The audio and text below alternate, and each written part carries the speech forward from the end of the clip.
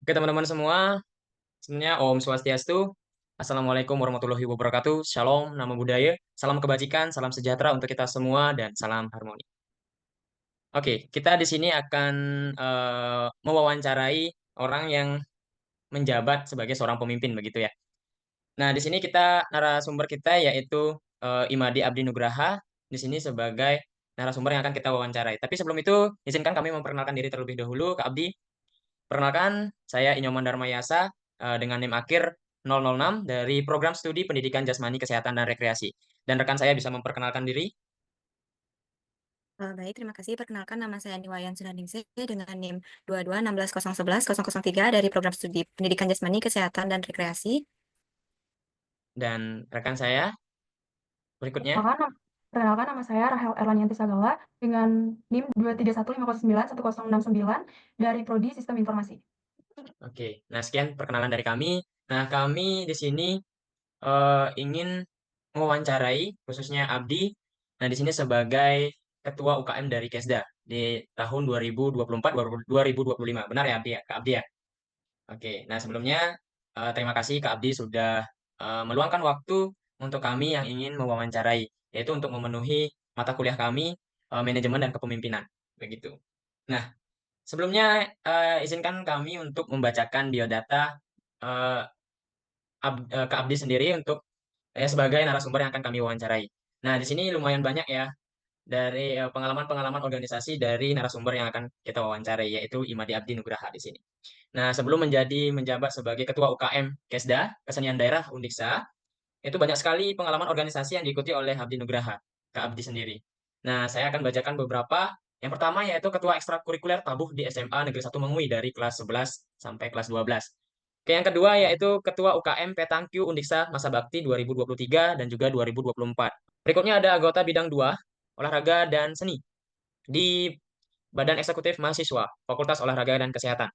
Undiksa Masa Bakti 2023 dan juga 2023-2024. Berikutnya ada anggota Subtabuh UKM Kesenian Daerah Undiksa Masa Bakti 2023-2024. Ini termasuk juga di UKM Kesda juga sebelum menjabat menjadi Ketua UKM. Berikutnya ada anggota bidang 2 di Divisi Minat dan Bakat. Itu di UKM Petangkyu Undiksa Masa Bakti 2024 dan juga 2024 sampai 2025. Berikutnya ada Ketua UKM Kesenian Daerah Masa Bakti 2024 dan juga 2025.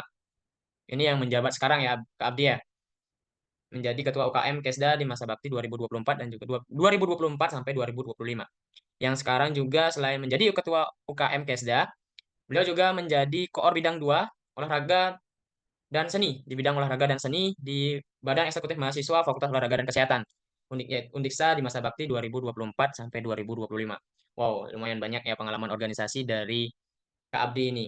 Beberapa pertanyaan terkait manajemen dan juga manajemen dan kepemimpinan. Itu akan diawali oleh rekan kami yaitu Sunar Ningsih. Bisa untuk Ningsih dipersilakan. Baik, terima kasih atas waktunya moderator. Sebagai pendahulu untuk bertanya, sebelumnya bolehkah kami mengetahui apa yang menjadi faktor utama kakak bahwa kakak mampu dan bisa menjadi seorang pemimpin? Begitu, Kak. Oke, sebelumnya terima kasih ke kelompok 5 yang dikomando oleh Kang Yasel karena sudah percaya saya sebagai narasumber. Jadi di sini saya cuma berbagi ada sering saja ya. Jadi faktor utama saya itu awalnya menjadi ada jiwa-jiwa kepemimpinan itu adalah mungkin sudah dari kecil itu saya sudah memang ada jiwa-jiwa kepemimpinan.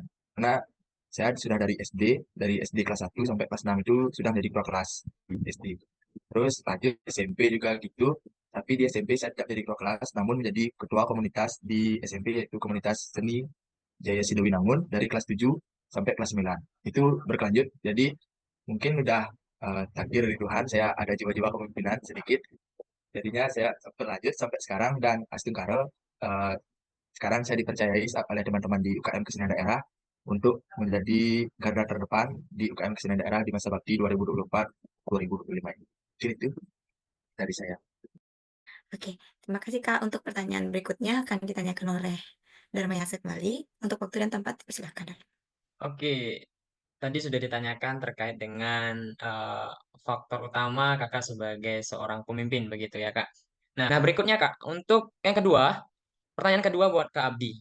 Nah menurut Kak Abdi bagaimana sih mendefinisikan seorang pemimpin yang baik dan bijaksana? Nah, terutama dalam menghadapi tantangan menjadi seorang pemimpin.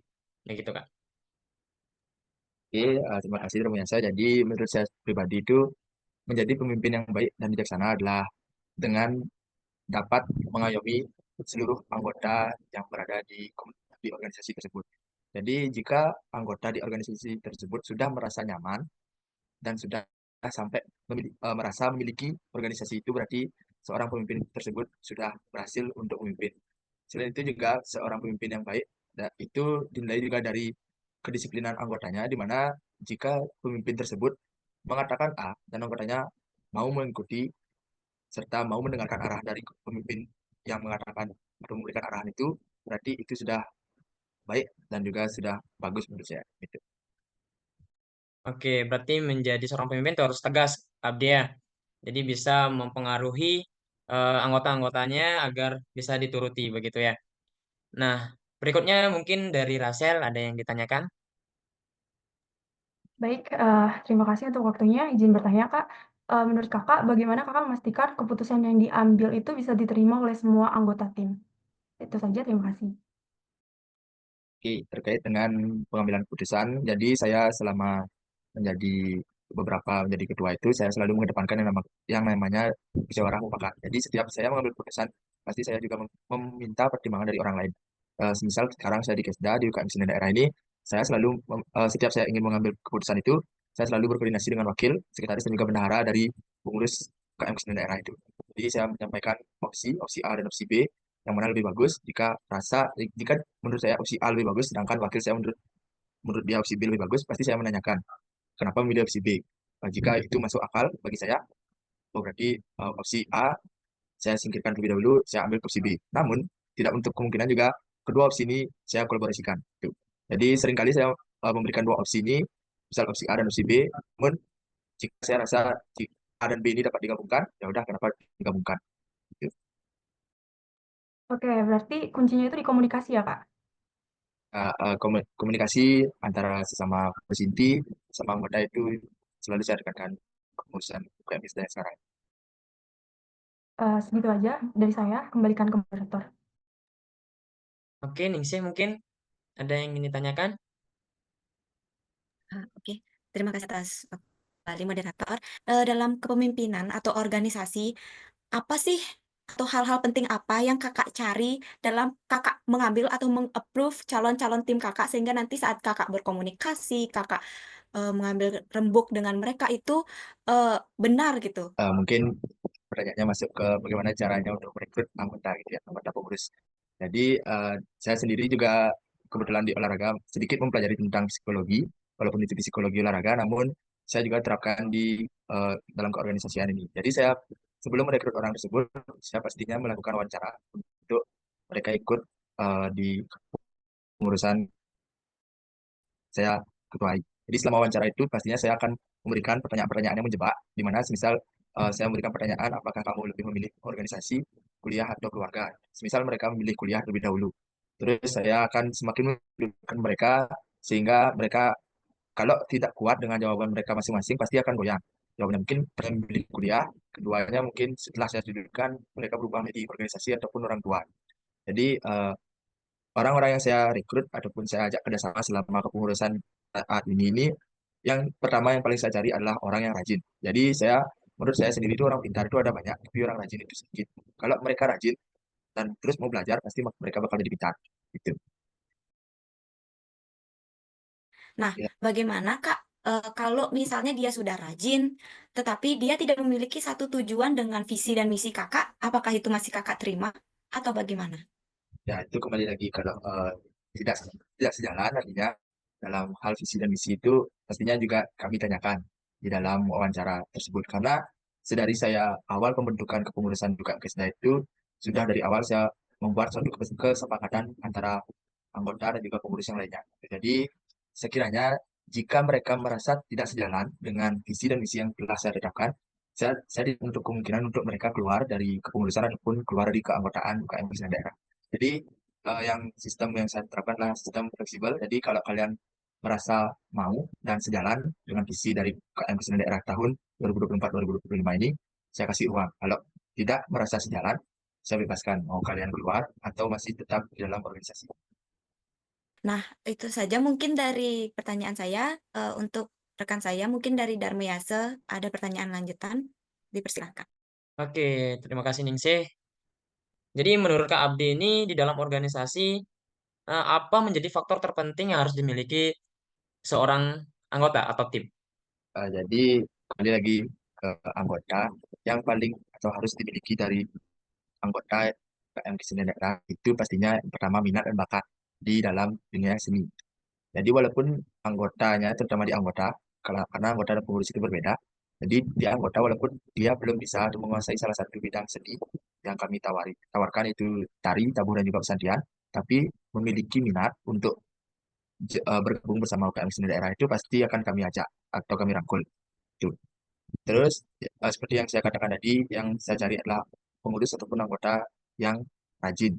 Jadi pastinya pengurus yang saya ajak kerja selama 1 tahun kepengurusan nantinya itu harus rajin dan bisa meluangkan waktu mereka walaupun mereka juga pasti punya kesibukan masing-masing.